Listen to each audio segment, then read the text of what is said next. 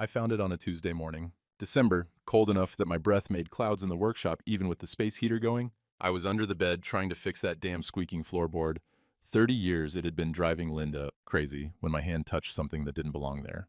Plastic wrapper, used condom. I sat there on the bedroom floor, holding it like evidence at a crime scene. My coffee had gone cold on the nightstand.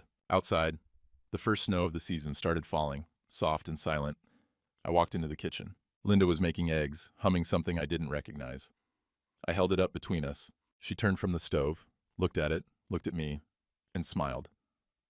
"That's not yours," she said. Just like that, calm as Sunday morning. The snow kept falling, and I understood. Nothing would ever be the same.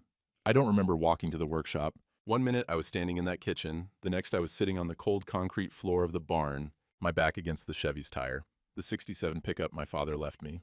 The one I'd been restoring for 3 years now. My hands were shaking. Couldn't hold a wrench steady enough to turn a bolt. 64 years old, and I was crying for the first time since Pop's funeral. No sound, just my shoulders heaving and tears I couldn't stop. The space heater hummed in the corner. The radio played something low. Johnny Cash, maybe. I wasn't really hearing it. How long? That was the question burning a hole through my chest. How long had she been? The workshop door opened. Linda's voice, bright as a new penny. "Harold, lunch is ready." Like nothing had happened. Like she hadn't just smiled at me, holding proof of her betrayal. I didn't answer. After a minute, the door closed. That evening, I made myself sit at the dinner table. Meatloaf and mashed potatoes. Linda had set out 2 plates like always. Forks lined up neat, napkins folded. I pushed food around with my fork, finally looked up at her. "Why?" She sighed, set down her fork. "You wouldn't understand." "Try me, please." Her eyes went somewhere past my shoulder. "You've been different lately, Harold. Distant, forgetful." I felt something cold settle in my stomach. "I'm forgetful?" "And aggressive." She looked right at me now. That's new too, the anger. "I've been worried about you."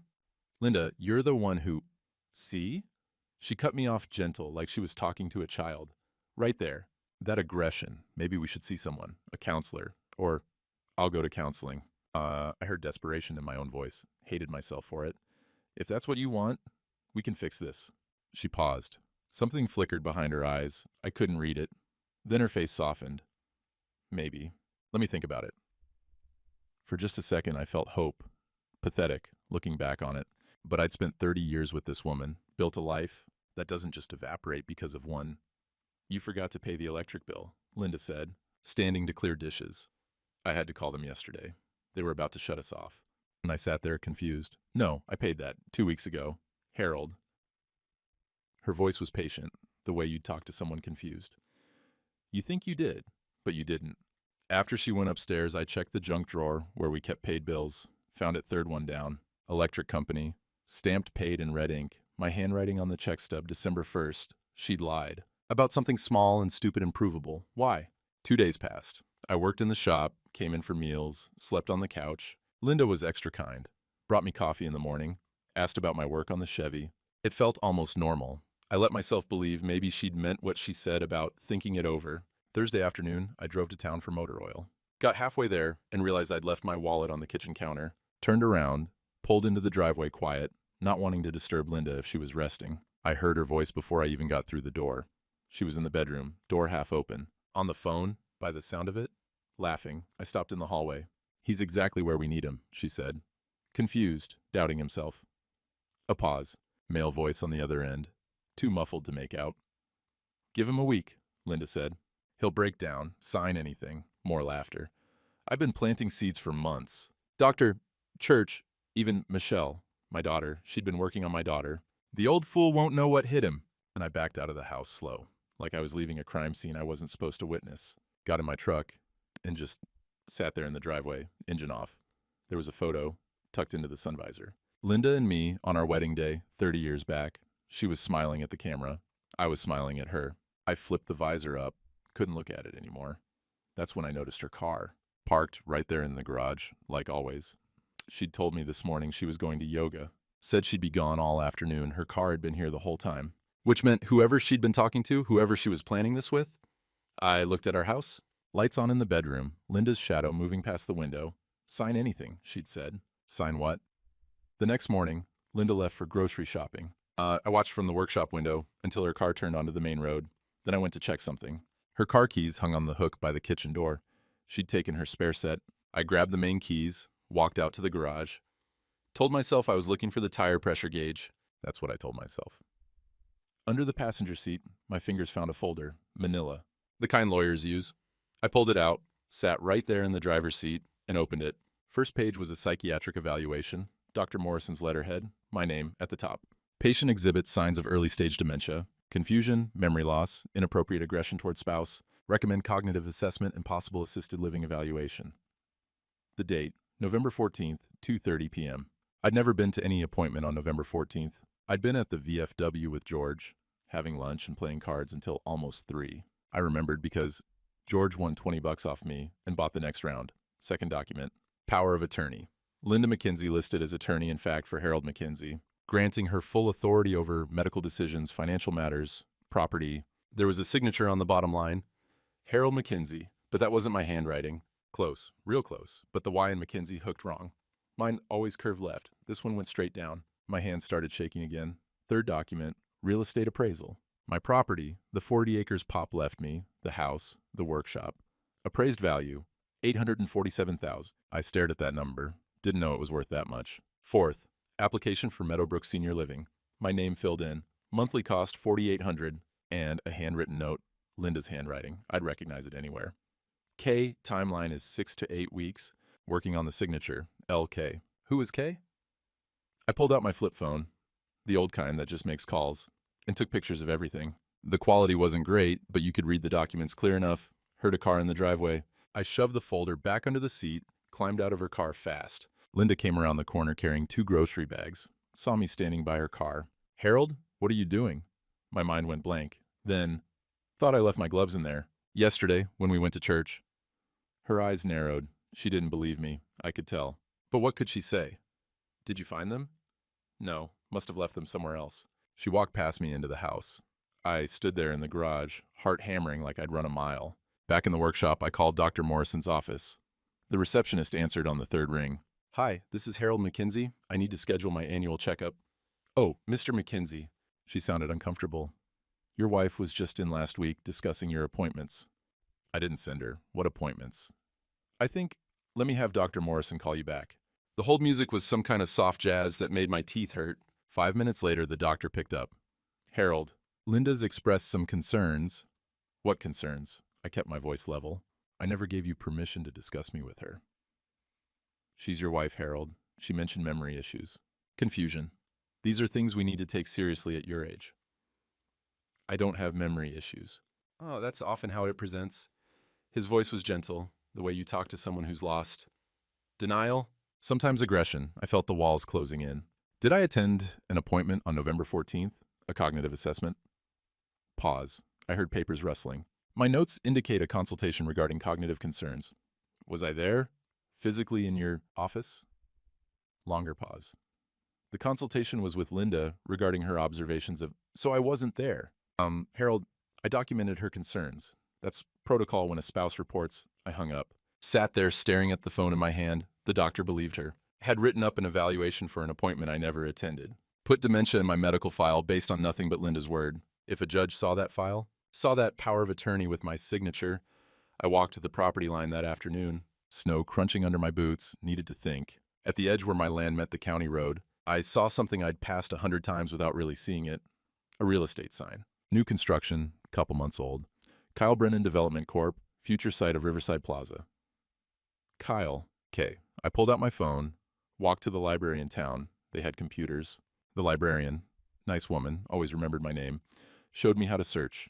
Kyle Brennan, real estate developer, 42 years old, divorced. Company website showed a dozen projects around the county.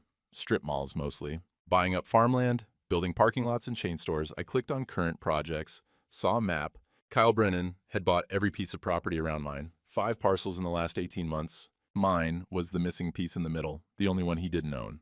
I drove to the Riverside Motel, cheap place on the edge of town, the kind where you pay by the hour and nobody asks questions.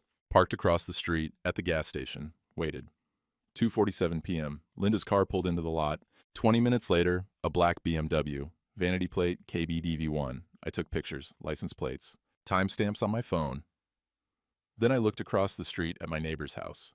George Hendricks, Lived there 20 years. Quiet guy, retired postal worker. He was standing on his porch, binoculars in his hand, pointing at the motel. He lowered them, saw me watching. We looked at each other across that distance. He nodded, slow and deliberate, and I understood. George had been watching too. He'd seen everything. I didn't sleep that night, just lay on the couch staring at the ceiling, listening to Linda move around upstairs, getting ready for bed like nothing was wrong, like she wasn't planning to steal everything I had. The next morning, I needed furnace filters. Simple errand. In and out of the hardware store in 5 minutes. I walked in and heard them before I saw them. Mrs. Patterson and Mrs. Kowalski over in the paint aisle. Church ladies. Linda volunteered with them every Thursday organizing the food drive. Their voices dropped when they saw me, but not enough. I heard he's getting confused, Mrs. Patterson said. Poor thing. Linda's been so patient. Mrs. Kowalski nodded, all sympathy. She told me at church Sunday, said he's been forgetting things, accused her of some awful things. Paranoia, Dr. Morrison said. I stood there in the middle of the aisle, face burning hot, despite the December cold, still clinging to my coat. They weren't even trying to hide it. Wanted me to hear. I walked to the counter. Hank owned the place 40 years, sold me my first socket set when I was 19, wouldn't meet my eyes. Afternoon Herald. He was looking at his register. Need something? Furnace filter, 16 by 20. He got it from the back, rang it up, then quiet. Linda was in yesterday, asking about safety locks. For kitchen cabinets, medicine cabinets, child-proof locks, like I was a danger to myself. I don't need safety locks, Hank. Sure. He bagged the filter. She just seemed worried is all.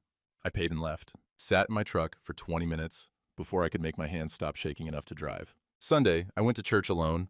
Linda claimed a headache, said she'd stay home and rest. I'd been ushering for 15 years, stood at the back door, handed out bulletins, helped old Mrs. Chin find her usual pew. It was my spot, my purpose. Pastor Jim met me at the door, gentle hand on my shoulder. Harold, could we talk? My office? His office smelled like coffee and old books. Cross on the wall behind his desk. He gestured to a chair. I wanted to check in with you, he said. Linda's shared some concerns? There it was again. Concerns. What concerns? She's worried about you, Harold. Stress, memory issues. She mentioned you've been forgetting things, maybe getting a little confused. I kept my voice level. I'm not confused, Jim. Of course. He folded his hands on his desk. It's just Linda's been so involved here, volunteers every week, organizes our food drive. We trust her judgment.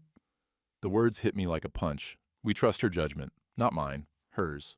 I thought maybe, Pastor Jim continued, it might be good for you to take some time off from ushering. Just until things settle. We don't want you feeling overwhelmed. I've been ushering 15 years. I know, and you've done wonderful work. But sometimes we need to step back and take care of ourselves. He smiled, meant it to be kind. We'll pray for you, Harold, for clarity. I stood up, walked out while the opening hymn was still playing, past Linda's car in the parking lot. She was here after all, her headache miraculously cured. I spent the afternoon alone in the house, silent except for the furnace kicking on and off. The quiet pressed down like a physical weight. On the kitchen table, Linda had left papers. I'd been avoiding looking at them for 2 days, but now I made myself sit down and read. Real estate contract. Selling my property to Kyle Brennan Development Corp for $250,000. Less than a third. What it was worth. My signature line was blank. A pen sat next to it. Blue ink. Ready. Next to the contract, a brochure. Meadowbrook Senior Living, where every day is comfortable. And pictures of smiling old people playing checkers. Activities calendar. Visiting hours. A prison with better lighting. Linda had left them out on purpose. Pressure tactic. Sign here, Harold. Make it easy on everyone. I stared at that signature line, thought about how easy it would be. Just end this, let her have it. Move into some facility where they make sure you take your pills and organize your sock drawer. Maybe she was right. Maybe I was losing it. The whole town seemed to think so. My own doctor, my pastor, my daughter. The phone rang. I almost didn't answer. Dad? Michelle. I hadn't heard her voice in months. Hi, honey. How are you? Too careful, too kind, like she was talking to someone fragile. I'm fine. And Mom called me. Of course she did. She's worried about you, Dad. My throat got tight. I bet she is. She says you've been forgetting things, getting confused. Have you seen a doctor? Your mother's been lying to everyone, including the doctor. On silence on the line. Then, in that same careful voice, that sounds like a lot of stress. Dad, maybe we should talk about Options. Options. There are places, not nursing homes, just assisted living, where you could get support, help with daily things. She'd rehearsed this. Linda had coached her on what to say. I don't need help with daily things. But I couldn't finish. Couldn't get the words past the knot in my throat. Dad? Are you there? I hung up. Set the phone down gentle on the table. Looked at Michelle's photo on the mantel. 8 years old, sitting on my shoulders at the county fair. Both of us grinning at the camera. My own daughter. And Linda had turned her against me. I picked up the pen, held it over the signature line. How much more could I take? How much more should I have to take? Outside the kitchen window, across the hedge that separated my property from George's, I saw his porch light flick on. George stood there in the December dusk, silhouetted. He was looking toward my house. Couldn't see me through the window. Too dark inside. Too bright outside. But it felt like he was looking right at me. He stood there for a long moment. Then he raised one hand, not a wave, just acknowledgement. I set the pen down, walked back to the workshop, shut the door, turned on the space heater and the radio, and sat there in my father's chair, surrounded by tools I'd used for 40 years. My hands knew these tools, knew the weight of a torque wrench, the balance of a ball-peen hammer, knew the sound an engine makes when the timing's right. I wasn't confused. I wasn't losing my mind. I was being erased. That night, I couldn't stay in the house. Took a blanket out to my truck, sat in the driver's seat with the engine off, just sat there in the cold dark, breath fogging the windows. Around midnight, George's porch light came on again. I watched him walk down his steps, across his yard. He was wearing a heavy coat, walking slow. Took him a full minute to cross the property line into my yard. He knocked on the truck window. I rolled it down. You okay? He asked. No. He nodded like he'd expected that answer. Got something you need to see? Tomorrow morning. You free? I'm free. 9 o'clock. My garage. He turned to go, then stopped. Looked back. Harold? Yeah? Whatever you're thinking about signing, don't. Not yet. And he walked back across the dark yard, moving careful over the frozen ground. His porch light went off. The house went dark. I sat there until dawn started painting the sky gray. Watched the sun come up over the property that had been in my family for 3 generations. Linda came out around 7, got in her car, drove off somewhere. Yoga, probably. Or the motel. I waited until 8:45, then walked across to George's place. His garage door was open. He was sitting on a stool inside, and on the workbench in front of him sat a manila envelope, fat with papers. You're going to want to sit down for this, George said. I sat. He opened the envelope. Photographs spilled across George's workbench, dozens of them, all in color, all time-stamped in the corner like evidence. Linda's car, Riverside Motel, October 15th, 2:34 p.m., Kyle's BMW. Same location, October 15th, 2:41 p.m. More photos, different dates, same pattern, Tuesdays and Thursdays. Her yoga days. George pulled out a notebook, spiral-bound, the kind postal workers use. Every page filled with his careful handwriting. October 15th, Linda's vehicle, Riverside Motel, 2:34 p.m. arrival. Subject vehicle, BMW, plate KBDEV1, arrived 2:41 p.m. Both vehicles departed 4:47 p.m. He flipped pages, entry after entry, dates, times, locations, 4 months worth. November 9th, Linda at law office, Crenshaw and Associates, not Brennan and Sons, stayed 90 minutes. November 22nd, overheard phone conversation, Linda's kitchen window open. Quote, Harold won't be a problem much longer. I looked up at him. You've been watching. For about 4 months. George's voice was quiet, raspy. He coughed once, covered his mouth. Since September. Why didn't you tell me? Would you have believed me without proof? Fair point. I looked back at the photos. At my wife's car, proof in black and white, in color that she'd been lying all along. There's more, George said. He pulled out a small recording device. Old-fashioned, the kind you had to buy at Radio Shack before they closed down. I put this in my truck, parked outside the motel last Tuesday. He pressed play. Muffled voices, car doors closing.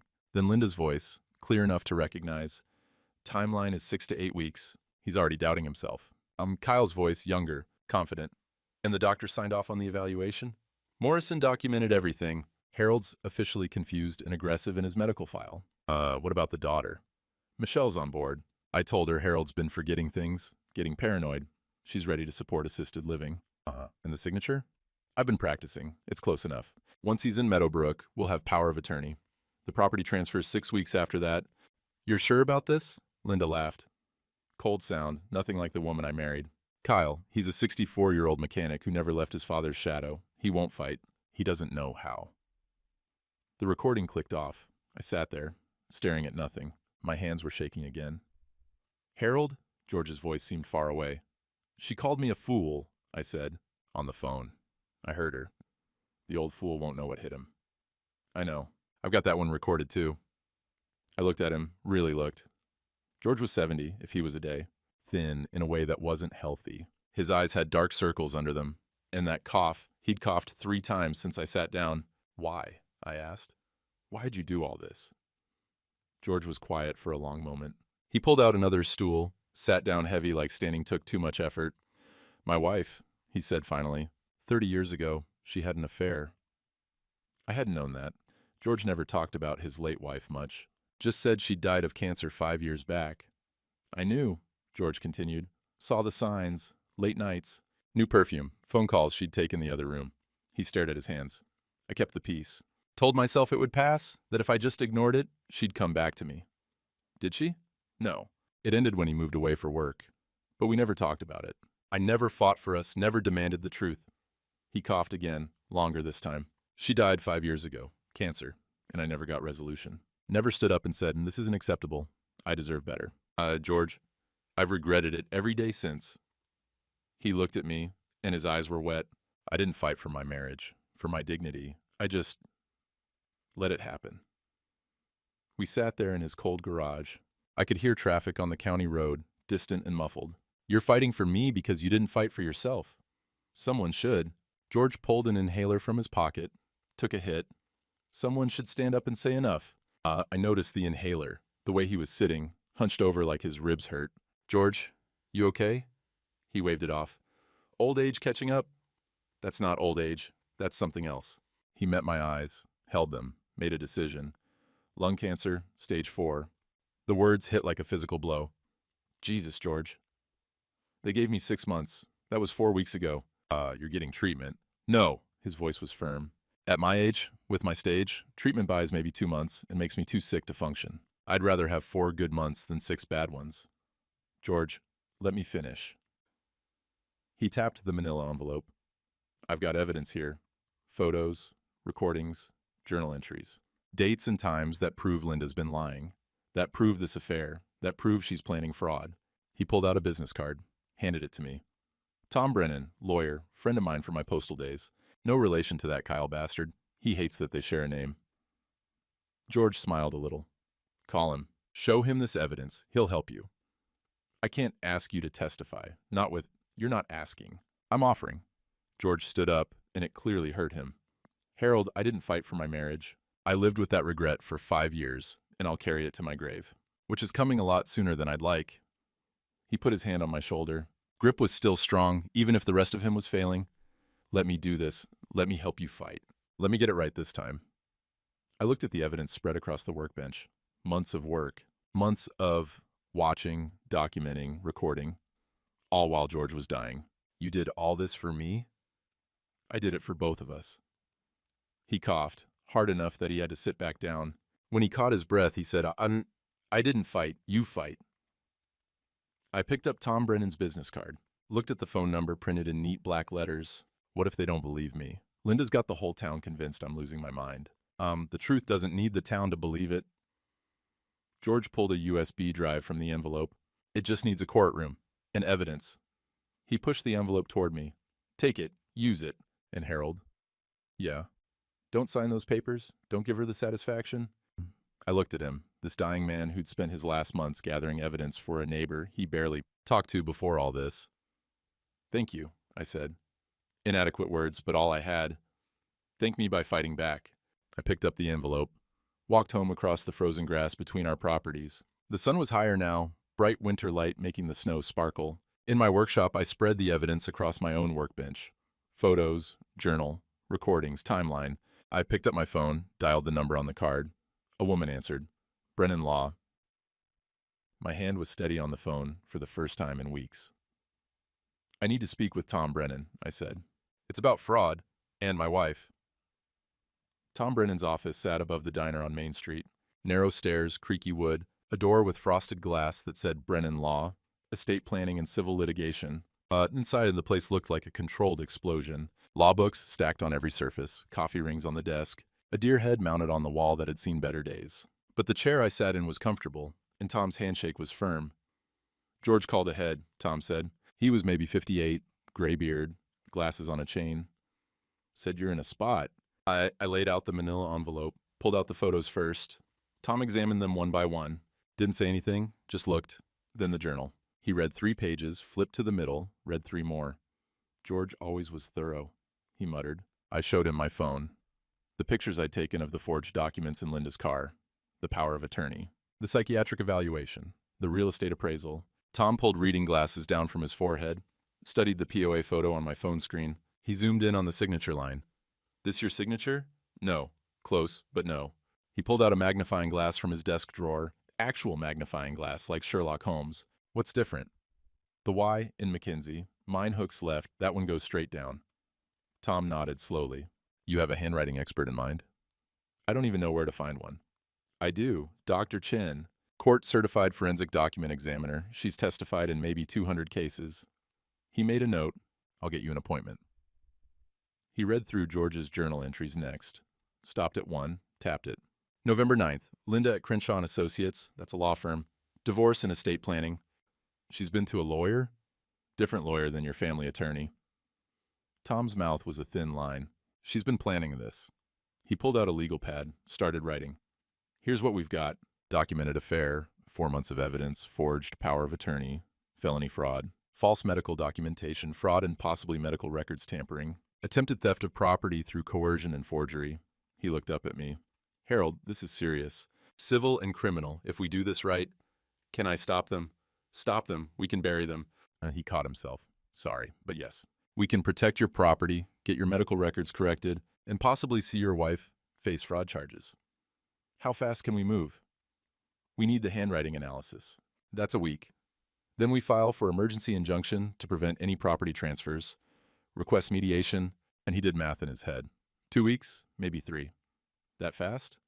The forged POA makes it urgent.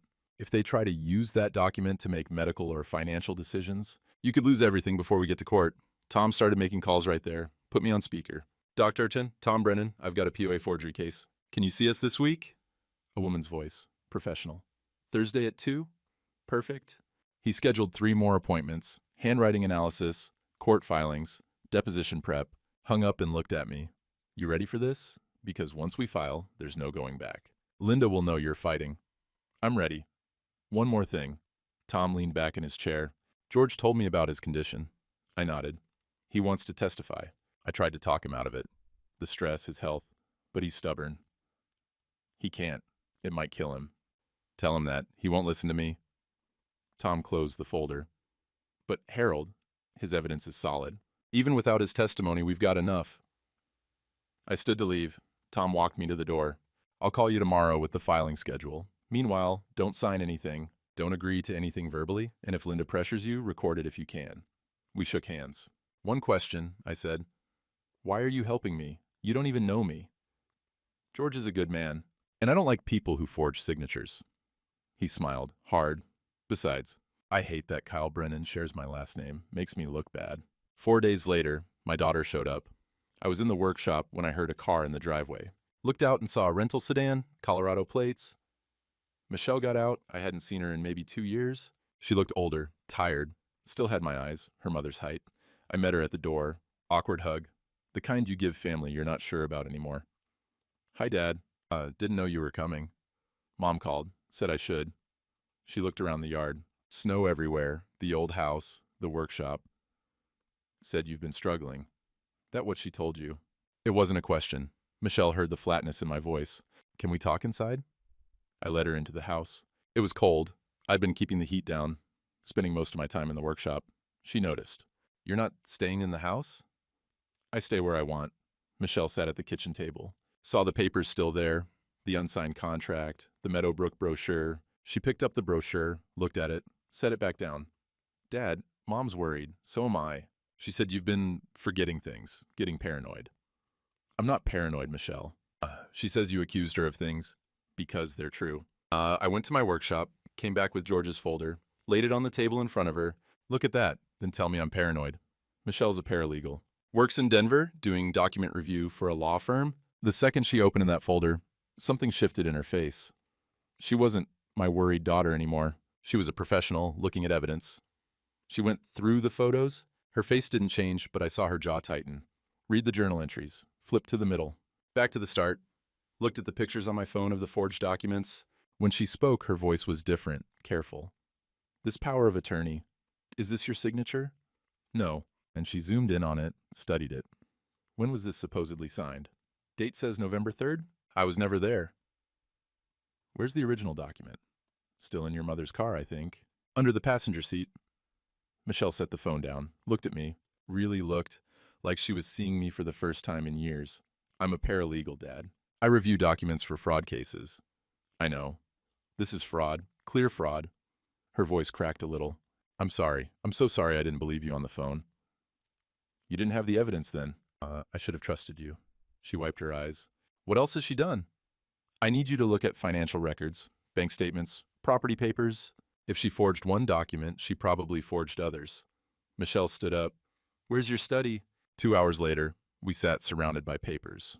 Bank statements going back 3 years, property deeds, tax returns.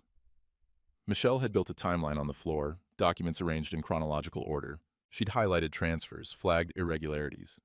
Dad, her voice was shaking, there's $47,000 missing from your joint account. Transferred to an individual account in Mom's name only. When? Last April. And look at this. She showed me another statement. Your pension deposit, it's been rerouted. Small amounts, $200 here, $300 there, going to Mom's account instead of yours for 3 years. I felt sick. How much total? She did math on her phone. $89,000, approximately. That's what I can find so far. Nearly $90,000. Stolen in small pieces over years. There's more. Michelle pulled out another document. Second mortgage application on this property, filed in September. Your signature. I never filed for a mortgage. I know, the signature's wrong. Same tell as the POA. The Y goes straight down instead of hooking left. My daughter knew my handwriting, had watched me sign her permission slips, birthday cards, checks for school supplies. She looked up at me and she had tears on her face. She's been stealing from you for years. The front door opened. We both froze. Linda's voice. Harold? Whose car's in the driveway? Michelle stood up, walked into the kitchen. I followed. Linda stopped when she saw her, smiled, surprised. Michelle, I didn't know you were coming. I came because you called. Michelle's voice was cold. You said Dad was confused, forgetting things. He has been. I have seen the evidence, Mom. The forged documents, the stolen money, all of it. Linda's face went still. I don't know what he's told you, but I'm calling you as a witness, Michelle said. Against you, for Dad. The room went silent, except for the furnace kicking on. Linda looked at me. Something ugly moved behind her eyes. You'll regret this, she said quietly. Then she turned and walked out, got in her car, and drove away. Michelle sat down at the table, shaking. I just told off my mother. You told the truth. She looked at me. I'm moving back to help. I can get a paralegal job here. I know I can. Michelle, you don't have to. Yes, I do. Her voice was firm. I should have been here all along. That evening, George came over. Michelle had ordered pizza. First family meal we'd had in years. We sat in the kitchen, evidence spread across the table, building the case. Tom called around 7. Mediation set. Friday, 2 weeks from today. I looked at George, at Michelle, at the evidence we'd built together.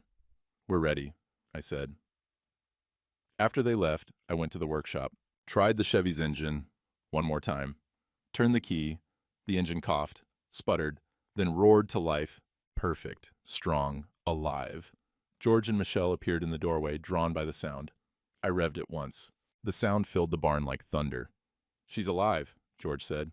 Yeah, I said. She is. Sunday morning, 5 days before the mediation, Linda walked into church like she owned the place. I wasn't there. George told me about it later. But Brenda from the diner saw the whole thing, told me over coffee that afternoon. Linda wore a new dress, expensive looking, navy blue, pearls at her neck, smiled at everyone, hugged Mrs. Patterson, complimented Mrs. Kowalski's hat. At the fellowship hour after service, she held court at the bake sale table, acting like nothing was wrong. How's Harold doing? Mrs. Patterson asked. Linda's face shifted into practiced sadness. He's managing. We have mediation Friday. Hopefully it'll provide some structure for him. You're so patient, dear. 30 years of marriage, Linda said. In sickness and in health, right? But Brenda noticed something. Linda kept checking her phone. And when Pastor Jim walked by, he didn't stop to talk, just nodded, kept walking. Something was off, Brenda told me. Linda was smiling too much, like she was trying too hard. That afternoon, Linda's phone rang while she was in the church parking lot. Brenda was loading leftover baked goods into her car, close enough to hear. Linda answered. Her voice changed immediately. I told you not to call me here. Kyle. Had to be. We need to talk. Today. Linda looked around, lowered her voice. We already talked. Nothing's changed. Linda, I'm not comfortable with this mediation. My lawyer thinks... Your lawyer thinks you should grow a spine. Sharp. Mean. We're almost there, Kyle. But if they have evidence... They don't? Harold's confused. He has nothing. What about the daughter? Michelle's on my side. I talked to her. She knows Harold's been struggling. Pause. Brenda pretended to organize boxes in her trunk, kept listening. I don't know, Linda. This feels wrong. 6 weeks, Kyle. 6 weeks and we close on the land deal. You've got investors breathing down your neck. You want to explain to them why the Riverside Plaza project fell through? Silence on the other end. That's what I thought. Linda said. Friday. Mediation. We stay calm, stay unified. Harold will fold. She hung up, stood there for a moment, then turned around, saw Brenda watching. Their eyes met. Brenda didn't smile, didn't wave, just looked at her. Linda got in her car and drove off fast. I spent that week preparing. Tom coached me on testimony. Stick to facts, no emotion, let the evidence speak. We sat in his office, him playing Linda's lawyer. Miss McKenzie, isn't it true you've been experiencing memory problems? No. Your own doctor documented concerns about cognitive decline. Based on my wife's false statements, I was never evaluated, but you admit you've been under stress? Anyone would be stressed finding out their wife's trying to steal their property. Tom nodded. Good. Stay calm like that. They'll try to rattle you. Don't let them. We practiced for 2 hours, every angle Linda's lawyer might take, every trap question. When we finished, Tom said, You're ready. Trust the evidence. Thursday evening, the night before mediation, I walked the property line, snow crunching under my boots, sunset painting the sky pink and orange, stopped at Pop's grave. Small, family, cemetery at the edge of the property, just Pop and his parents, my grandparents I never met. Tomorrow's the day, Pop. My breath made clouds in the cold air. I don't know if I'm doing the right thing. You always said keep your head down, work hard, don't make waves. The wind moved through bare tree branches. But she's trying to take this place, your place, our place. I touched the cold headstone. Can't let that happen. Walked back toward the house. Saw lights on in the kitchen. Michelle was cooking. I could smell something through the workshop window. Spaghetti, maybe. George sat on a stool in my workshop, not working. Just waiting. Ready for tomorrow? He asked. No, but I'm going anyway. That's all it takes. He coughed, covered his mouth. The cough was getting worse. Longer, deeper. George, you don't have to testify. We've got your photos, your journal. I'm testifying. As his voice was firm. I need to look her in the eye. I sat next to him. We didn't talk. Just sat there, in comfortable silence, the space heater humming, the radio playing low. Whatever happens tomorrow, George said finally, you already won. How's that? You're fighting. That's more than I did. Michelle made spaghetti. We ate at the kitchen table, the three of us. First real family meal in, I couldn't remember how long. I called Mom, Michelle said. I looked up, tense. Told her I'd seen the evidence, told her I was testifying against her. What did she say? Called me a traitor, said I'd regret it, then hung up. Michelle's eyes were wet, but her voice was steady. I don't regret it. I reached across the table, squeezed her hand. Thank you. After dinner, I went to the bedroom. First time sleeping in the bed since I'd found that condom. Seemed like years ago, was only 3 weeks. I looked at Linda's side. Empty. Pillows still arranged how she liked them. Realized something. I didn't miss her. I missed the idea of her, the life I thought we had. But the reality, the woman who'd smiled when I found that condom, who'd forged my signature, who'd stolen nearly $90,000. I didn't miss her at all. Set my alarm for 6. Friday morning, the day, I woke up before the alarm. Showered, shaved careful. Put on my pressed white shirt, the one I wore to church, clean jeans, polished boots, Pop's bolo tie, the one with the turquoise stone. Armor for battle, coffee, black. My hands were steady. Looked in the mirror, saw my father's eyes looking back, saw a man who'd decided to fight. 7:30. Michelle pulled into the driveway. George in the passenger seat. He looked thin, pale, but he'd put on a suit. Probably the last time he'd wear it. I locked the house, paused on the porch, looked back at the property. 40 acres, 3 generations. my father's legacy. Whatever happened today, I'd fought for it. We drove to the courthouse in silence. No pep talk needed. We all knew what was at stake. The parking lot was half full. Morning hearings. I saw Linda's car near the entrance. Kyle's black BMW next to it. Michelle parked 3 spaces away. "Ready?" she asked. "As I'll ever be." George struggled out of the car. I supported his arm. He was so thin now, like the cancer was eating him from inside. We walked toward the courthouse steps. Harold, Michelle, George, together. Linda and Kyle stood at the top, Linda in another expensive suit. Kyle fidgeting, checking his phone. Linda saw us approaching, her confident smile. Kyle saw us. His smile was nervous, forced. The groups passed on the steps. Linda stopped. "Harold, you didn't have to do this." I looked at her, this woman I'd spent 30 years with, who I'd thought I knew. "Yeah," I said. "I did." Kept walking. Inside the courthouse, we waited in hard plastic chairs, fluorescent lights, coffee machine in this corner that probably made terrible coffee. Tom arrived at 8:45. "Briefcase, suit, ready." "They'll try to settle before we even start," he said. "Standard tactic. Offer you something to make this go away. Don't take it." "I won't." At 8:55, a door opened. A woman appeared, maybe 50, professional suit, neutral expression. "We're ready for you," she said. Everyone stood. Linda adjusted her suit jacket, touched her hair. One last check in the reflection of a framed photograph on the wall. Kyle loosened his tie, sweating already. George put his hand on my shoulder, brief, supportive. Michelle squeezed my hand. Tom picked up his briefcase. We walked into the mediation room, long conference table, uncomfortable chairs, fluorescent lights buzzing overhead, styrofoam cups of coffee that nobody would drink. The mediator, her name tag said Karen Walsh, sat at the head of the table. On one side, me, Tom, Michelle, George. On the other side, Linda, her lawyer Daniel Cross, Kyle, Kyle's lawyer Rick Morrison. We sat down. Karen Walsh folded her hands. "Let's begin." And just like that, the battle started. Daniel Cross opened his briefcase like he was unveiling a prize. Everything about him said expensive. Tailored suit, watch that probably cost more than my truck, leather folder embossed with his firm's name. "Thank you, Ms. Walsh. We're here because Mrs. Mackenzie has serious concerns about her husband's cognitive decline." He pulled out papers, arranged them just so. "We have medical documentation," Tom interrupted. "We'll address those medical documents shortly. May I present evidence first?" Karen Walsh nodded. "Go ahead, Mr. Brennan." Tom laid out George's surveillance photos, one by one covering the table. Chronological order. "These are time-stamped photographs spanning 4 months, September through December. Mrs. Mackenzie's vehicle at the Riverside Motel, Mr. Kyle Brennan's vehicle at the same location, same days, same times." Linda's face stayed calm, practiced. "This is a violation of privacy." It's documentation of relevant behavior," Tom said. Daniel Cross leaned forward. "Marital infidelity, while unfortunate, doesn't negate the medical concerns regarding Mr. Mackenzie's. We're not disputing the infidelity." Tom's voice was sharp. "We're establishing motive for fraud."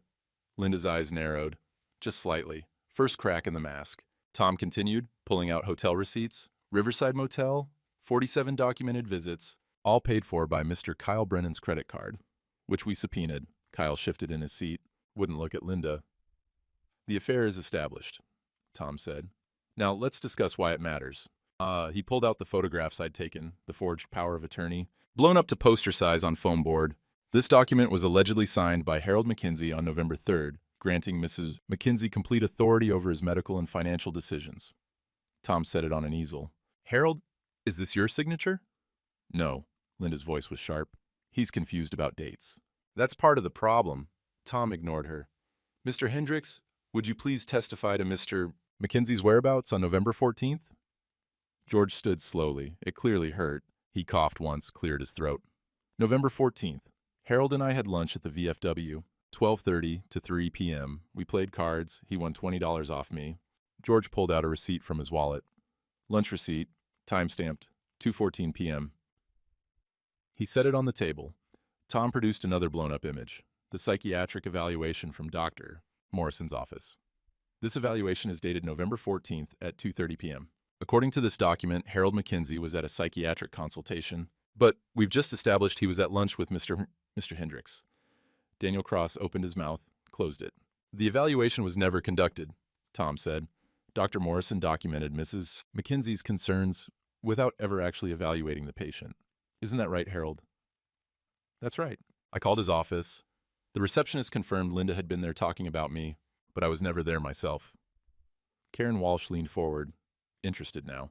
Tom pulled out the handwriting analysis, Dr. Chin's report, projected it on the wall behind him. He'd brought a small projector, set it up before we'd started. Side by side, images. My real signature on the left, the forged POA signature on the right.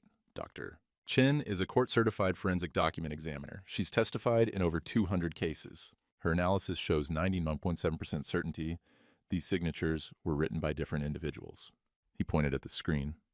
Harold's signature. See the Y in McKenzie? It hooks to the left. There's a natural tremor in the pen pressure, consistent with his age. The overall pressure is variable. And then the forged signature. This signature, the Y goes straight down, no tremor. The pressure is even throughout. These were written by different hands. Daniel Cross was scribbling notes, whispering to Linda. The power of attorney is forged, Tom said, as is the second mortgage application on Mr. McKenzie's property. And he pulled out Michelle's financial evidence, spreadsheets, bank statements, timeline. Michelle, would you present your findings? Michelle stood. Her voice was steady, professional. I reviewed 3 years of financial records. I found systematic theft totaling approximately $89,000. She pointed to the spreadsheet projected on the wall. April of last year, $47,000 transferred from the joint account to an individual account in Mrs. McKenzie's name only. Mr. McKenzie didn't authorize this transfer. Over 3 years, smaller transfers. $200 here, $300 there. Mr. McKenzie's pension deposits, rerouted to Mrs. McKenzie's individual account. He never authorized these changes. On September of this year, second mortgage application filed on the property. Mr. McKenzie's forged signature. The funds were to be directed to account number ending in 7834.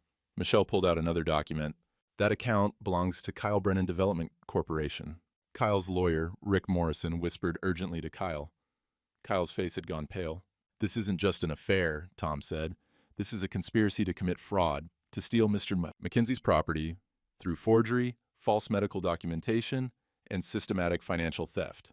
The room had gone quiet except for the fluorescent lights buzzing overhead. Karen Walsh looked at Daniel Cross.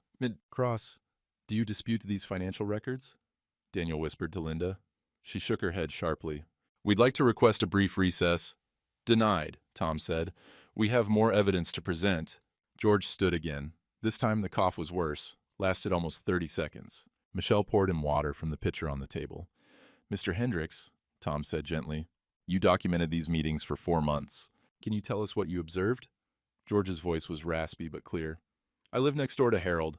20 years, good neighbor, quiet man. In September, I noticed Linda's car leaving at odd hours. Tuesday and Thursday afternoons, she'd told Harold she was at yoga. I followed her once.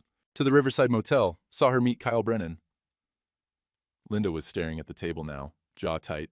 I started documenting dates, times, locations. I have 47 entries in my journal, every Tuesday and Thursday for 4 months. On October 22nd, I was in my yard. Linda's kitchen window was open. I heard her on the phone. She said, George pulled out his journal, read from it. Give him a week. He'll break down, sign anything. On November 9th, I observed Linda entering Crenshaw & Associates law office. That's not their family attorney. She stayed 90 minutes. On November 30th, I recorded a conversation between Linda and Kyle at the Riverside Motel. George pulled out the recording device. Would you like to hear it? Yes, Karen Walsh said. George pressed play. Linda's voice filled the room. Clear, undeniable. Timeline is 6 to 8 weeks. He's already doubting himself. Kyle's voice. And the doctor signed off on the evaluation? Morrison documented everything. Harold's officially confused and aggressive in his medical file. What about the daughter? Michelle's on board. I told her, Harold's been forgetting things, getting paranoid. She's ready to support assisted living. Alice in the signature? I've been practicing. It's close enough. Once he's in Meadowbrook, we'll have power of attorney. The property transfers 6 weeks after that.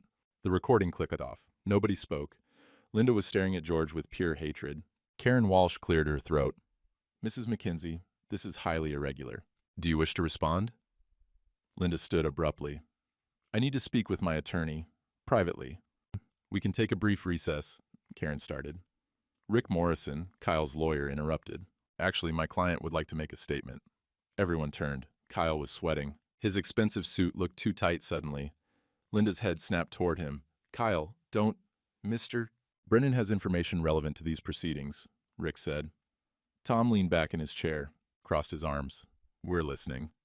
Kyle pulled out his phone with shaking hands. Rick took it from him, Connected it to the projector. Text messages appeared on the wall. From Linda, dated August 15th. Harold's becoming a problem. Need to establish medical justification. August 22nd. Dr. Morrison will document concerns. Give it 6 weeks. September 3rd. Kyle, we need the appraisal before he suspects anything. October 10th.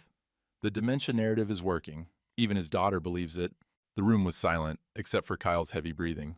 My client wishes to clarify his involvement, Rick said. Mrs. McKenzie approached him in August regarding a property development opportunity. She indicated the property would soon be available for sale. She described a timeline for obtaining it.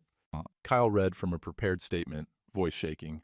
I did not initiate this scheme. I did not suggest institutionalizing Mr. McKenzie. Mrs. McKenzie outlined the plan.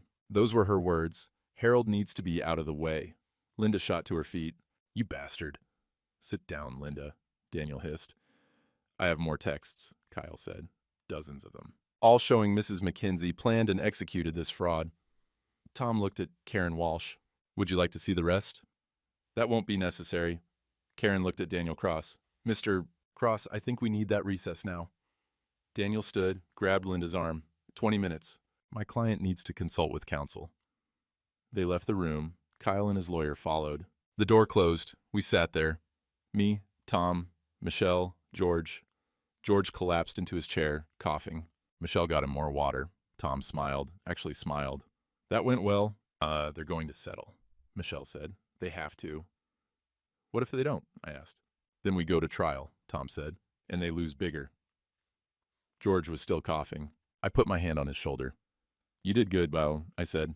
He nodded. Couldn't speak yet. Down the hall, through the window in the door, I could see Linda and Daniel in heated argument, her hands moving, gesturing wildly, him shaking his head. She's done, Tom said. She just doesn't know it yet. 20 minutes felt like 20 hours. We sat in that mediation room, not talking. George's breathing was labored, raspy. Michelle kept checking on him, bringing water he didn't drink. Tom reviewed his notes, calm, like he did this every day. I stared at my hands, calloused from 40 years of mechanic work.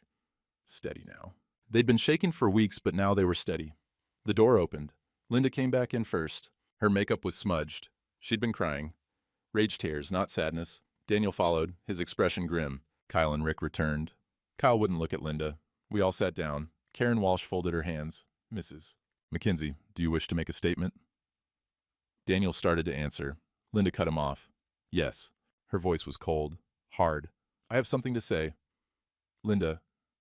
Daniel tried to stop her. She ignored him, looked straight at me. You want to know why? Really why? I said nothing. 30 years, Harold. 30 years of nothing. Her voice was rising. Daniel put a hand on her arm. She shook it off.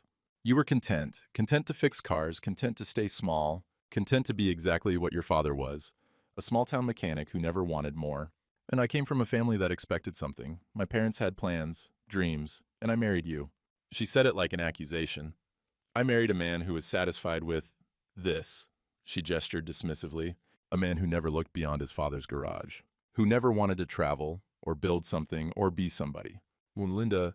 Michelle's voice was quiet, shocked. Linda turned on her. You left. You got out. You saw there was more to life than this dying town and that falling down house. But I was trapped. Trapped with a man who came home smelling like motor oil, who talked about carburetors and timing belts, who thought a big night out was dinner at the diner. Her face was flushed now, tears streaming, not sad tears, angry ones. When Kyle showed interest, finally someone saw me, someone wanted me, someone who had ambition, who was building something, who wasn't content to just exist. I spoke for the first time, voice quiet. I gave you a life, Linda.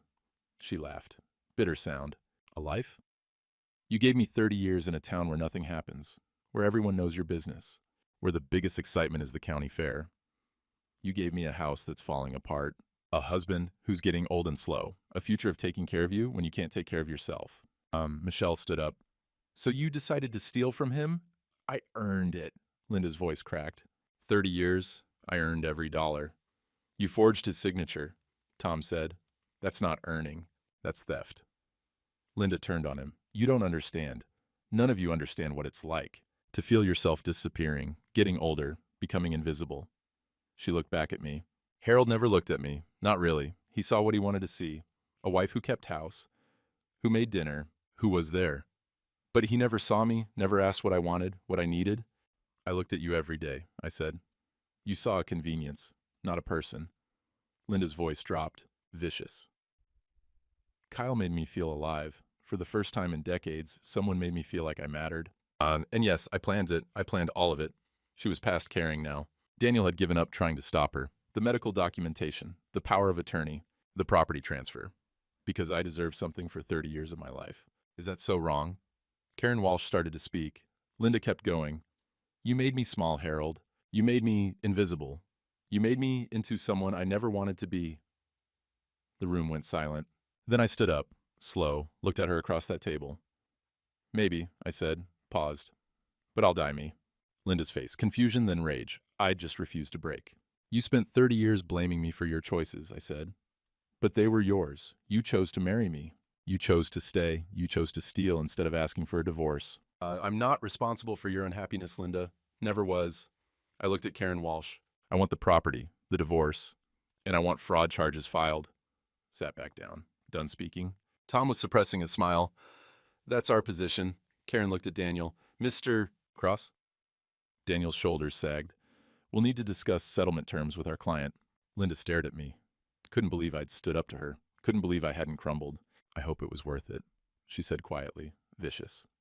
It is, I said. We took another recess, an hour this time. Linda left with Daniel. They went to a conference room down the hall. I could see them through the window, arguing. Linda gesturing wildly, Daniel looking more defeated by the minute.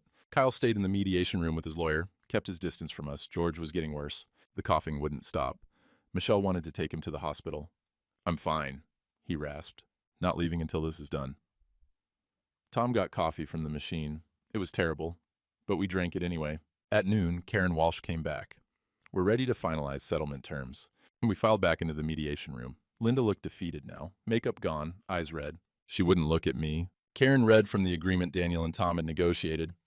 Harold McKenzie retains full ownership of the property located at 1847 County Road 14. Linda McKenzie relinquishes all claims to said property. Divorce granted. 30-day waiting period per Iowa law. Linda McKenzie returns all transferred funds totaling $89,000 plus interest calculated at 5% per annum. Payment due within 60 days. Harold McKenzie agrees to drop civil fraud charges contingent on full repayment. Criminal investigation proceeds independently at the district attorney's discretion.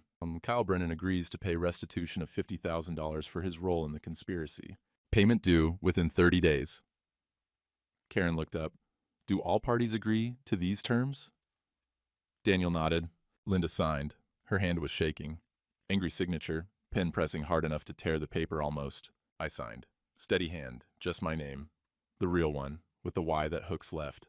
Kyle signed. His hand was shaking worse than Linda's. Karen Walsh stamped the documents. This mediation is concluded. Linda stood immediately, grabbed her purse, walked toward the door, stopped, turned back to look at me. You'll die alone, old man. Her voice was quiet, venomous. Forgotten. Worthless. Nothing. Every person in the room went still. Even Daniel looked shocked. I met her eyes. Didn't flinch. Maybe, I said, but I'll die me. She stared at me for 5 seconds, then turned and walked out. The door closed behind her. Nobody spoke for a long moment. Then Tom started packing his briefcase. Well, that went about as well as could be expected. Kyle approached, hesitant. Mr. McKenzie, Don't, I said. He stopped, nodded, left with his lawyer. Outside on the courthouse steps, the winter sun was bright. Cold air felt good after the stale conference room. Tom shook my hand. You did good in there, Harold. Real good. Couldn't have done it without you. George did the hard part, and Tom looked at George, who was leaning heavily on the railing. You okay? I'm fine, George said. Clearly wasn't. Michelle put her arm around him. I'm driving you home. I can drive. No, I said. You're staying with me tonight. Both of you. No arguments.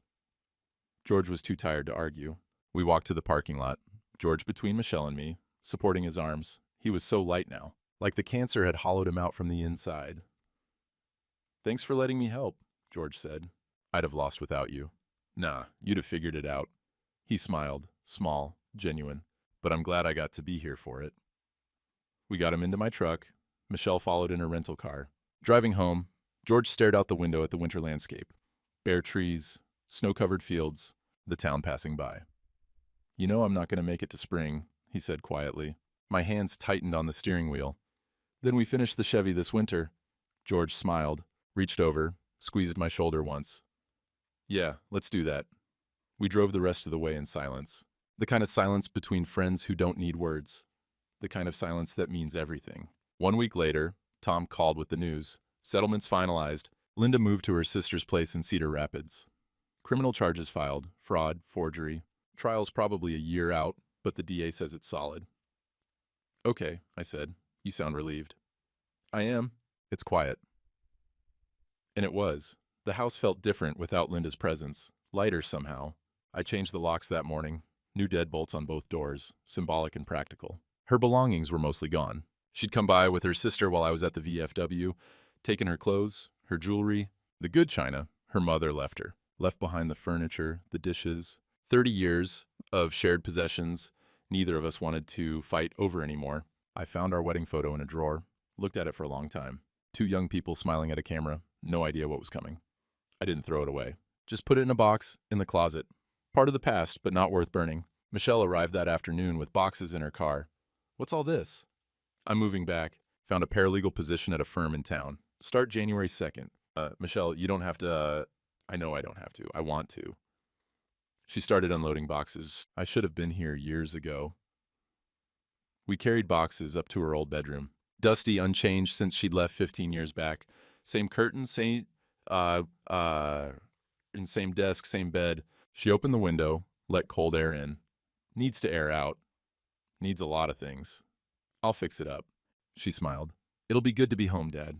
Home. The word settled something in my chest I didn't know was unsettled. George was failing fast. Anyone could see it. He'd moved into my guest room 3 days after the mediation. Too weak to be alone anymore. Hospice nurse came twice a week. Michelle helped with meals, medications, the daily work of dying. He spent his afternoons in the workshop with me. Didn't work anymore. Couldn't hold tools steady. Just sat on the stool, watching me finish the Chevy. We didn't talk much. Didn't need to. One afternoon, the engine was finally done. Every valve adjusted, timing perfect, new carburetor installed and tuned. Want to hear her run? I asked. George nodded. I helped him to the truck, got him settled in the passenger seat, started the engine. It roared to life. Perfect, strong, everything Pop would have wanted. George ran his hand over the dashboard, smiled. She's beautiful, Harold. Couldn't have finished without you. Yes, you could have. His voice was barely a whisper, but I'm glad I was here for it. We sat there, engine idling, snow falling outside the windshield, not going anywhere, just being. George fell asleep in the passenger seat. I let him rest, engine running, heat on, watched the snow accumulate on the barn windows. When he woke up, he looked at me. Thank you. For what? For letting me help, for fighting back, for... He coughed, couldn't finish. You saved me, George. We saved each other. Christmas Eve came fast. George was in bed most days now. The cough was constant, painful. Hospice increased his morphine. He drifted in and out, but that evening, he insisted on getting dressed. Michelle helped him into his suit, the same one he'd worn to mediation. We having a party? He asked. Small one, I said. Just a few people. I decorated the workshop, string lights around the windows, space heater going, coffee urn, borrowed from the church. Pastor Jim had dropped it off himself, apologized for not believing me, shook my hand hard. Guests arrived at 6. Brenda from the diner brought 2 pies. Tom came with a bottle of whiskey. Ed and Frank from the VFW, both in their 80s, brought stories and laughter. We talked about everything except Linda. Nobody mentioned her name. Unspoken agreement. George sat in the best chair, wrapped in a blanket despite the heat, quiet but present, smiling. Ed told a story about Korea. Frank complained about his grandson's tattoos. Brenda gossiped about the new hardware store manager. Tom talked about a case he'd won. Normal, easy, real. Around 8, George called me over, gestured to the Chevy. I helped him stand, walked to the truck. He ran his hand along the fender, the hood, the chrome bumper Pop had spent months restoring. She's perfect, he said. I pulled the truck key from my pocket, held it out. This is yours. Harold, I can't, not forever, just, we finish her together, however long we've got. George took the key. His eyes were wet. He nodded, couldn't speak. I helped him back to his chair.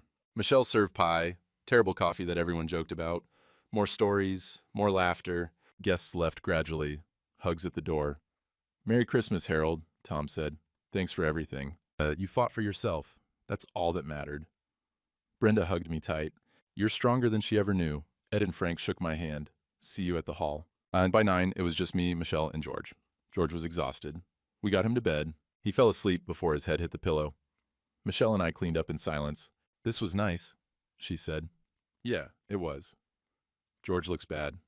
I know. How much time? Not long. Days, maybe. A week if we're lucky. She wiped her eyes.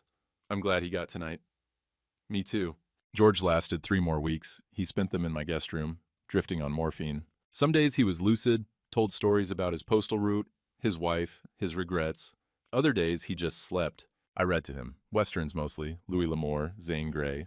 He'd smile when the good guys won. Michelle was there every evening after work. Brought soup he wouldn't eat, held his hand. Talked about her new job, her apartment search, plans for spring. One morning in mid-January, I brought coffee to his room. He was in bed, eyes closed, not breathing. I set the coffee down, sat in the chair by his bed, didn't cry, just sat with my friend. Eventually called the hospice nurse. Michelle arrived within the hour, held me while I finally let myself feel it. The funeral was at the VFW hall, maybe 15 people. Small, like George would have wanted. I spoke. Kept it short. George taught me to fight. Not with fists, with evidence, with truth, with dignity. I looked at the casket. Plain pine, flag draped. That's all I'll say. Sat down. We buried him next to his wife. I'd bought the plot next to mine for him. My land, my cemetery. He was family. After everyone left, I stood there alone. Snow falling soft. Thanks, buddy, I said to the fresh grave, for everything. That evening, I took the Chevy out for its first real drive. George's work was finished. My work was finished. Pop's truck was alive again. I drove the back roads, windows down despite the cold, engine purring perfect, radio playing Johnny Cash, parked in the workshop, sat there with my hand on the steering wheel. We did it, George, I whispered. We finished her. The workshop was quiet, except for the engine ticking as it cooled. I turned off the lights, walked to the house. Michelle was in the kitchen, making cocoa. She handed me a cup. You okay, Dad? Getting there. We sat at the table. Didn't talk. Didn't need to. Outside, snow fell, covering everything, making the world clean again. My property, my house, my life, still mine. I'm sitting on the porch now, Pop's old rocking chair. Black coffee in the chipped mug I've used for 20 years. Barn coat, keeping off the January cold. It's been a month since the mediation, 3 weeks since George died, 2 weeks since Michelle moved into her apartment in town. She comes by most evenings, brings dinner, sits with me. I don't think about Linda much anymore. She's in Cedar Rapids, waiting for trial. Her lawyer called last week, asked if I'd consider a plea agreement. I told Tom to do whatever's right. I'm done being angry. Turns out anger takes too much energy, and I've got better things to do. The Chevy's running perfect. Took her out yesterday, drove past the old high school, the farm where I grew up, the cemetery where Pop and George rest. The engine sounds like thunder, like life. I think about what George said that morning in his garage. I didn't fight, you fight. He was right. But it wasn't about winning, it was about not surrendering yourself. Linda took 30 years, but she didn't take me. That's what matters. I've learned something sitting here in this chair, watching the snow fall through the porch light. Dignity isn't given, it's kept. And a man alone isn't the same as a man lonely. Michelle's headlights turn into the driveway. She's bringing dinner again. Said something about pot roast. Church bells ring in the distance. 7 o'clock, Friday evening service. My breath makes clouds in the cold air, proof of life. The rocking chair creaks, steady rhythm, like a heartbeat. I take a sip of coffee. Still hot, still strong. And I think, I'm enough. Just me. That'll do. The snow keeps falling, and everything's quiet. And I'm home.